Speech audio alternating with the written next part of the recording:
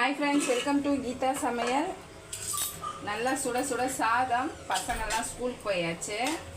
வந்து வாழை கருவாடு தொக்கு பண்ணியிருக்கேன்.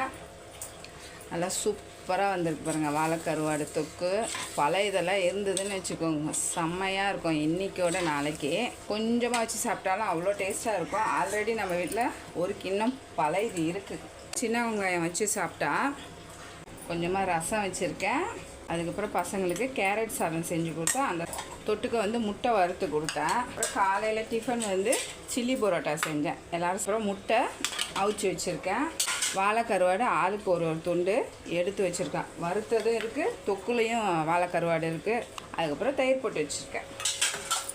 ஒருத்தர் மட்டும் கருவாடு போட்டால் சாப்பிட மாட்டாங்க, அதனால் தொக்கு மட்டும் கொஞ்சம் எடுத்து வச்சுருக்கேன். ஓகே, சூப்பராக. இன்றைக்கி மதிய சாப்பாடு பார்த்தீங்க. நாளைக்கு மதிய சாப்பாடு என்னன்னு பார்க்கலாம். பாய்.